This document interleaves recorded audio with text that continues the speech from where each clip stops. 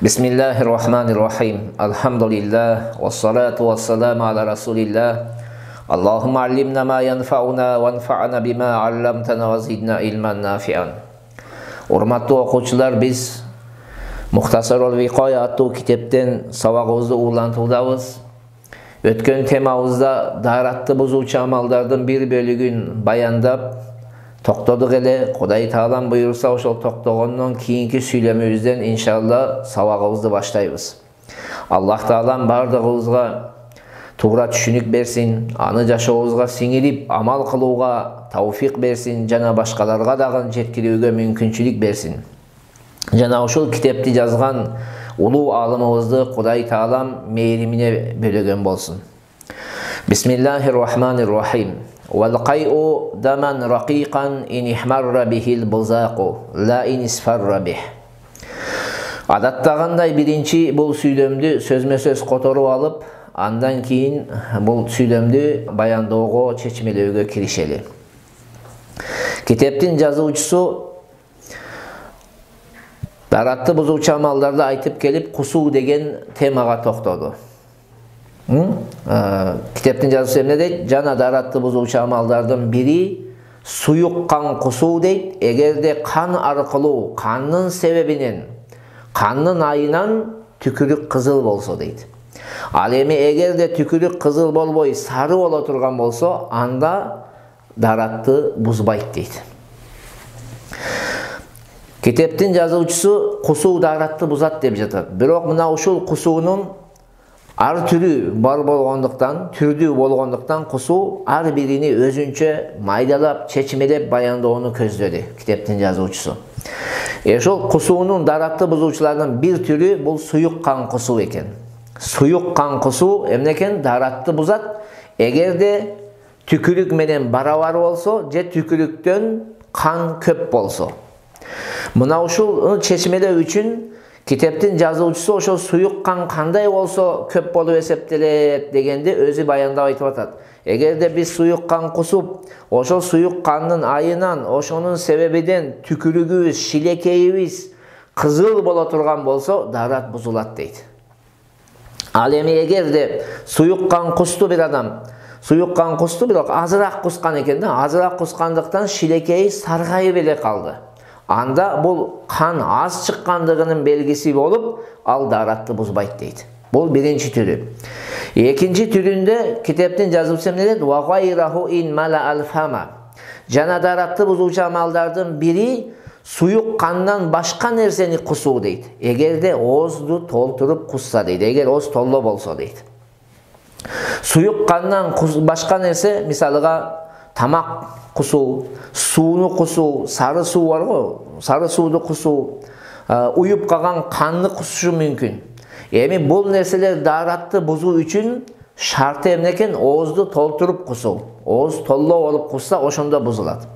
Алымдарыбыз ооз толло болсо, кандай болсо оозду толтуруп кусту деген тууралуу эки көз карашты айтышкан. Кээ бир алымдарыбыздын көз карашы боюнча адамды сүйлөөнө тоскоолдук кыла турган болсо, деңгээлде кусса, оозуңузга чыккан жанагы кусунду сизди сүйлөөдөн тыйып кое турган болсо, сүйлөй албай калсаңыз жакшы. Мына ошол даратты бузат дейт. Муну ала турган болсок, бир кусок нан дагы эгерде оозубуздан кайра оозубузга чыкса, мына ошол нерсе биздин сүйлөөбүздү эмне кылып коет? Тыйып коет, жакшы сүйлөй албай калабыз. Бул даратты бузат дейт. Ал эми кээ бир алымдарыбыздын көз карашы боюнча өзүнү мажбурлабаса, оозуну бекем жаап албаса, оозунда сактай албай турган деңгээлде оозго чыкса, оозуңузду ачсаңыз эле төгүлүп түшүп калат, куюлуп. Мына ошону ооз толло болду деп эсептешкен. Мына ушул сөзгө фатва берилген. Андыктан бир кусок нан чыкса, же кичине бир аз эле суу чыга турган болсо, ал эмне эмес экен? Ал даратты бузбайт. Ал даратты бузбайт. Даратты бузуу үчүн шарты эмне экен? Жанагы оозуңузду жаап албасаңыз, кичине эле ачсаңыз, оозуңуздан куюлуп чыгып калат. Куюлуп чыкты, билип коюңуз, бул ооз толло кусту дегендин неси болот экен? Белгиси болуп эсептелет. Кыскасы, китептин жазуучусу эмне дейт? Жана даратты бузуучу амалдардын бири оозду толтуруп кусуу дейт. Ла балгаман аслан. Какырык негизинен эле даратты бузбайт дейт. Түйүнөн даратты не кылбайт? Бузбайт. Kakırıktın daaratты buzуусу buzboосу тууралуу аалымдарыбыздын эки пикири бар. Биринчи аны айтуудан мурун, пикирлерди айтуудан мурун башка бир нерсеге токтололу. Kakırık эки жерден келет. Биринчиси иштен чыгат, экинчиси баштан түшөт. Мына ушул эгерде ушул сүйлөмдү түз алып карайтылган болсок, Абу Ханифа менен Имам Мухаммаддын көз карашы боюнча какырык иштен чыгабы, баштан түшөбү, оозду толтуруп чыгабы, аз чыгабы, кыскасы азбы, көппү, айырмасы жок, daaratты бузбайт. Ал эми биздин улуу мазхабыбыздын улуу алымдарынын бири, казылык мансабына отуруп жүргөн өтө улуу факих алымдардын бири Абу Ханифанын рахматулла алейхинин түздөн түз шакирттеринин бири Абу Юсуф рахматулла алейхинин көз карашы боюнча, эгерде иштен чыкканы оозду толтуруп чыкса, анда эмне кылат?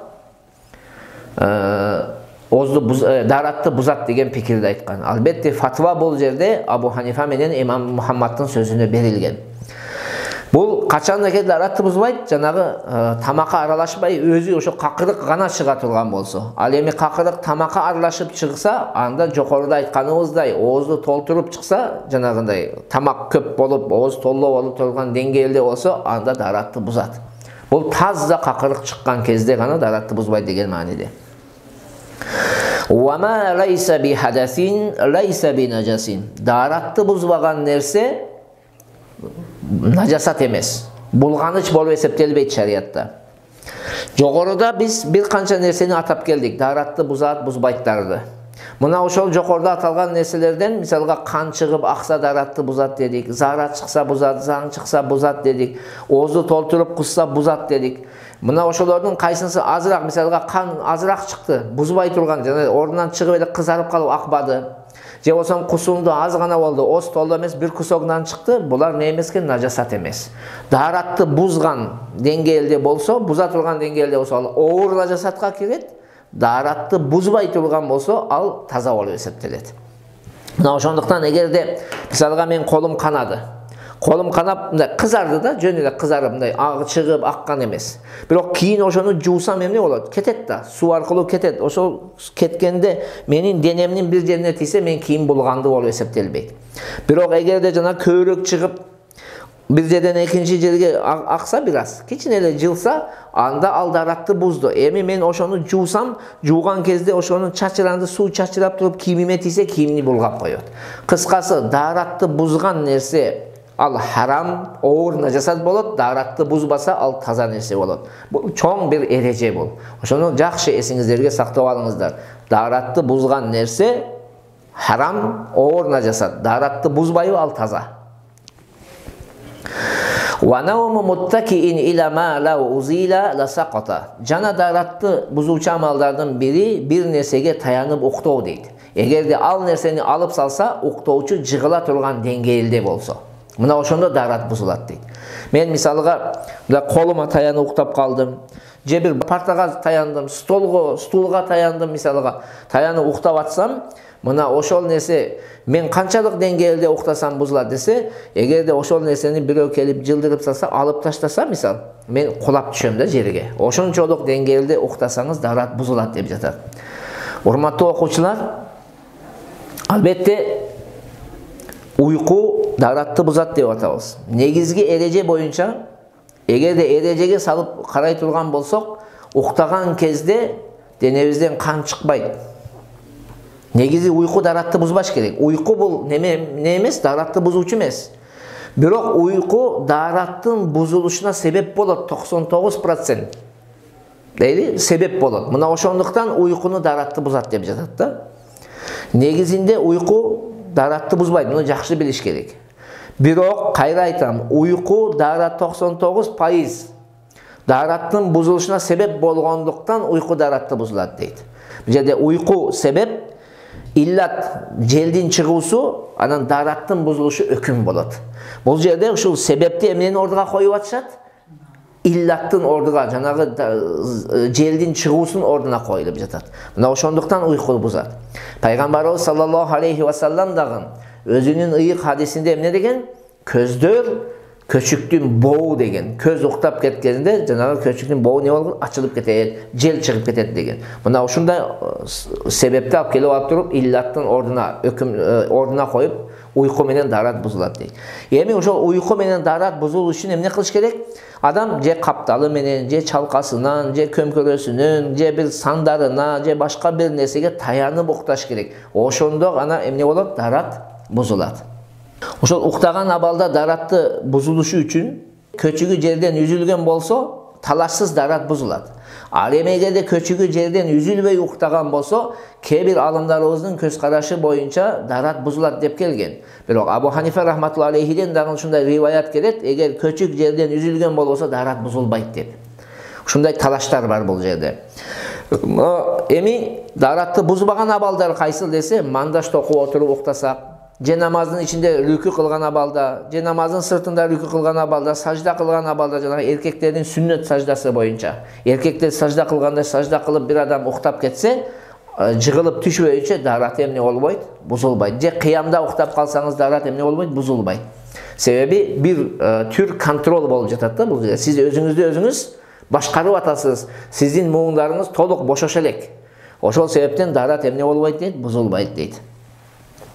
Бирок эгерде сүннөт эреже менен уктаган болсо, жанагы аялдардын саждасындай сажда кылып уктап калган болсо, уктаса, анда ал дараты эмне болот? Бузулуп калат. Бул жерде саждада уктаса бузулбайт деген мааниси сүннөт сажда болуш керек. Эркектердикиндей мындай чыканактары жерден үзүлгөн, ичини санынан алыс туткан абалда сажда кылган болсо, ошондо бузулбайт. Бирок уктап жыгылып түшсө бузулат. Жыгылып түшпөй өзүнү контрол кылып, ошол абалда уктап кала турган болсо, дарат эмне болбойт экен? Бузулбайт. Wal igma'u wal jununu жана даратты бузуучу амалдардан эстен тануу жана жинди болуп калуу дейт. Булар да эле жана жокордогу себеп менен бузулуп калат. Себеби эси ооп калган адам эстен таңып калган жеки кээ-бир диалектте уш кетип калган деп коет. Булар эмне? Жанагы уйкудан дагы беш бетер не болот? Муундары бошошуп кетет да. Мисалы уктаган адамды бир кичине мындай кылып кыймылдатып койсоңуз, ойгонуп кетиши мүмкүн. Бирок эси ооп калган адамды канча кыймылдатасыз, канча шапалак урасыз, бетине анан өзүнө келет да. Ошол үчүн буларда аябай эле муун бошошуп калат. Эми мына ушулардын категориясына арак ичүү дагы кирет. Албетте арак ичүү харам. Арак ичүү харам. Кайра айтам, арак ичүү харам. Аракты ичүүгө болбойт. Бирок кандайдыр бир адам нафсынын кызыкчылыгына берилип, өзүнүн азоодой болгон нафсысын башкара албай, ошол арам нерсени аткара турган болсо, анын дараты бузулушу үчүн мас болуш керек. Мастыктын деңгээли канча десе, түз жол баса албаса мас болду деп эсептелет. Түз жол баса албай, эки жака талтаңдап, мындаган болуп кыйшайып эки жака кете турган болсо, мына ошондо дараты бузулду деп эсептелет. Эгерде андай эмес, түп-түз жол басып кетсе, аракты ичип алып, анын дараты бузулду деп айта албайбыз. Ал кишинин дараты бар болуп эсептелет. Кайра айтам, аракты ичүү харам, бирок харамдыгына карабастан шариаттагы өзү белгилүү эрежелер бар. Аны Кудайым буйрса усул китептерде окуйсуңар. Азыр айтсам, аны түшүнбөй калышыңыздар мүмкүн. Ошондуктан аны айтпай эле коеюн. Кыскасы бул харам, бул жактан өкүм иш жүзүнө ашып кете берет. Өкүм эмне экен? Дарат талтаңдап эки жака мындай кыйшайып, бул жака чуркап кетип, тияка чуркап кетип, жаш бала жол басат го, жаңы жол басканда эки жака чуркап жыгып, ошондой болсо дарат бузулуп калат. Анан түп-түз жол болсо дарат бузулбайт деп айтылат.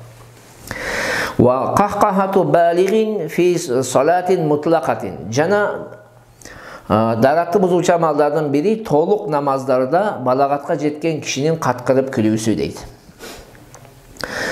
Күлүү, урматтуу окуучулар, күлүү үч түргө бөлүнөт. Бири бул өзүңүз дагы күлөсүз, өзүңүз дагы жана жаныңыздагы да угат. Муну кахкаха деп коет. Бул түр күлүү намазды да бузат, даратты да бузат. Экинчиси, сиз өзүңүз угасыз, күлгөнүңүздү жаныңыздагы укпайт. Бул намазды бузат, бирок дени бузбайт, даратты бузбайт. Үчүнчүсү, бул жылмаюу деп коебуз биз. Бул өзүңүз да укпайсыз, жаныңыздагы да укпайт. Жөн эле жылмайып коесуз. Бул намазды да бузбайт, нени да бузбайт, даратты дагы бузбайт. Эми мына ушул каткырып күлүү, даратты бузуу үчүн өзүнүн шарттары бар. Ошол шарттар табылган кезде гана даратты бузат. Ал шарттардын бири, ошол намаз окуп аткан адам балагатка жеткен адам болуш керек. Мындайча айтканда, эркек болсо 12 жаштан жокору дейли, эгерде түшүркөгөн болсо 12 жаштан жокору болсо, минимум ошо 12 жаш. Кыз болсо 9 жаштан жокору болсо. Мына ушулар каткырып күлсө, дарат эмне болот экен? Бузулат. Экинчиси, ошол рүкү саждалуу намаздын ичинде күлсө дейт. Андыктан эгерде жаназа намазда күлсө, жаназа намазын баштагандан кийин күлсө, же тилават саждасын ниет кылып Аллаху акбар деп кетип жаткан кезде күлүп ийсе, жаназа намазы бузулат, же тилават саждасы бузулат, бирок дарат бузулбайт. Шарты эмне? Рүкү саждалуу эди. Бул жерде рүкү саждасы жок. Үчүнчүсү шарты, намазда күлгөн адам ойгоо болуп күлүш керек. Ойгоо абалда күлүш керек. Андыктан эгерде намаздын ичинде уктап кетип күлсө, намазы бузулат, бирок дараты эмне болбойт? Бузулбайт. Түшүңүздөрбү? Ушул эреже ушундай. Кыскасы эмне экен? Балагатка жеткен болуш керек, рүкү саждалуу намаз болуш керек, анан ойгоо абалда күлүш керек. Намаздын ичинде. Эгер намаздын ичинде уктап кетсе дагы даратты эмне кылбайт экен? Бузбайт. Булардын сырттагы өкүмдөрү каткырып күлүү бул жакшы нерсе эмес. Каткырып күлүүдү шариатта бираз адепке ылайык эмес нерселерге, жаман нерселердин катарына кошулат. Ошондуктан биз жөн эле каткырып күлбөшүбүз керек. Мусулман адам олуттуу, жылмаюу садака, жакшы нерсе. Жылмайыңыз, кичине неметсеңиз болот, бирок аябай эле каткырып күлүү бул шариатта жакшы амалдардан эмес. Вал мубашаратул фахишату. Жана даратты бузуучу амалдардын бири мубашара эркек менен аялдын жылаңач абалда жыныстык мүчөлөрү бири-бирине тийүүсү. Жыныстык катнашка барышпайт, шариат ишине барбайт. Болгону экөө жылаңач абалда бири-бирине денелери жанагы уят мүчөлөрү тийсе, мына ошондо дарат бузулат дейт. Урматтуу окуучулар, кээ бир нерселер бар. Албетте аны айтып сиздерге түшүндүрүү биз үчүн оор. Биз үчүн да бираз уяттуу сөз катарында болот. Бирок шариатта белгилүү бир эрежелер бар да. Биз шариатты билбесек уялышыбыз керек. Билген бул жакшы нерсе. Ошондуктан силерге үйрөтүү максатында бираз уят дагы болсо, бул сөздү айта берүүгө биз мажбурбуз. Аргасызбыз да, муну айтышыбыз керек. Дайым эле мен силерге айтып келем, мындай биздин улуу алымдарыбыз окуп келген Чар китап деген китеп бар да. 4 китеп деген китеп бар. Ошол китепте мындай айткан сөзү бар да. Дар талап кардани хакыйкати кор аз худо шармдор шарммадор дейт да. Бир иштин чындыгын талап кылууда, издөөдө сен Кудайдан уял. Кудайдан башкадан уялба дейт. Ошон үчүн бул динди жеткирүүдө уялбай эле айтышыбыз керек биз. Чтобы бунун өкүмүнү ар бир адам билиш керек. Бунун өкүмү эмне? Ошондуктан азыр мына теманы түшүндүргөн кезде бираз бизге оор, мындай уяттуу болот. Силер менен биздин балдарыбыз менен тең балдарсыңар да. Сиздар ошон үчүн бизге бираз кыйыныраак болот, бирок туура кабыл аласыздар деген ойдомун. Кыскасы, эгерде эркек менен аял жылаңач абалда кучакташып, өбүшүп, уят мүчөлөрү, жыныстык мүчөлөр бири-бирине тийсе, Абу Ханифа рахматуллахи имам Абу Юсуфтун көз карашы боюнча мази чыгабы чыкпайбы дарат бузулат дейт. Себеби эркек менен аял кучакташып ойношкон кезде жанагы уят мүчө бираз не болот? Козголот. Козголгондон кийин анын артынан 99% эмне болот? Мазинин чыгуусунун ыктымалы бар. Жанагы бел суу эмес, бел сууга чейинки суюк суу болот. Мына ошонун чыгуусунун ыктымалы бар. Мына ошонун чыгуудун ордуна Абу Юсуф менен имам Абу Ханифа эмне дейт? Жанагы кучакташып ойношкон кезде эркектин мүчөсү бекем козголо турган болсо, дарат эмне болот дейт? Бузулат дейт. Себеби анын артынан суюк чыгат дейт да. Бел суу чыкпайт, бирок суюгу чыгат дейт. Ал эми имам Мухаммад рахматуллахи алейхинин көз карашы боюнча ошондо кучакташып ойношкон кезде жанагы суюгу чыкпайынча дарат бузулбайт дейт. Албетте кээ бир китептерибизде ушул имам Мухаммаддын сөзүнө туура дейилген жерлер бар. Бирок ошого карабастан имам Абу Ханифа менен имам Абу Юсуфтун сөзү бул этияттык болгондуктан биз эмне кылабыз? Даратты бузулат деп айтабыз. Себеби бардыгыбыз эле билебиз, эркектик мүчө козголгон кезде артынан эмнен чыккандыгын, мазинин чыккандыгы белгилүү бизге. La massul mar'ati. Ayaldı karmao daratты buzbay. Bizdin mazhabtın köz karaşı boyunca eğer bötön ayaldın koluga kolunuz tiyip ketse karmak. Darat emne olbaydı ken buzulbaydı. Al ayal menen sizdin ortamızda al mahram mı mahram emes mi ayırması yok. Darat emne olbaydı buzulbaydı deydi. Biroq Şafii mazhabtın köz karaşı boyunca darat buzuladı. Bizdin alımlarımızın koygan erecesi var. Şunday talaş meselelerde biz etiyatlık yoldu alığımız жақшы. Etiyatlık yoldu alуу emneken жақшы болады. Etiyat emne de darat buzulbagan жерде дагы bizge mustahab болот. Ошо бөтөн аялдын колуна колубуз тийип кетсе, эмне кылууга кайра башынан дарат алып коюу bizge mustahab, жақшы амалдардан болот. Эми бул атайын мусулман адам атайын бөтөн аялдын колун кармабайт. Кокустан балки маршруткада жаңағы немени кармап кетип аткан кезде кармалып кетиши мүмкүн. Атайын мусулмандын колуна, башка бир мусулман аялдын колуна же бөтөн, кысасы бөтөн мусулманбы, капырбы, башка аялдын, бөтөн аялдын колуна кармоо шариатта тыюу салынган. Бул кокустан ошондой боло турган болсо, эмне экен? Дарат бузулбайт, бирок кайра дарат алып коюу мустахаб болот. Себеби имам Шафии рахматуллахи алейхин мазхабынын көз карашы боюнча дарат бузулат. Ваззакари жана daratты buzbay turgan nesileden emne eken? Erkek özünün müçösünü karmoosу дейт. Эгерде биздин мазхаб боюнча эркек же аял өзүнүн уят мүчөсүн кармай турган болсо, кийимсиз кармайбы, кийим менен үстүнөн кармайбы, айырмасы жок, daratты бузбайт. Бул маселеде дагы Шафии мазхабтын көз карашы боюнча эгерде эркек өзүнүн мүчөсүнө кармай турган болсо, алаканы менен дарат бузулуп калат дейт да. Бунда дагы биз эгерде кокус ошондой кармай турган болсок, мүмкүнчүлүк болсо, мустахаб болот. Эмне кылууга? Дарат алып коюшубуз керек. Этият үчүн. Жанагы орустардын да сөзү бар эмеспи? Береженного Бог бережет дегендей, сактаганды Кудай сактайт дейт. Ошол этият үчүн жакшы болот дарат алып коюубуз. Жакшы болот. Муну жакшы туура түшүнүңүздөр. Милдет эмес. Дарат албасаңыз боло берет. Бирок жакшысы дарат алып коюш керек. Өзгөчө имамдар ушундай эрежени көп колдонуш керек. Ошондуктан биз бардык мазхабтардын башын бириктирген бир ыкма менен окугандыгыбыз бул жакшы амалдардан болуп эсептелет.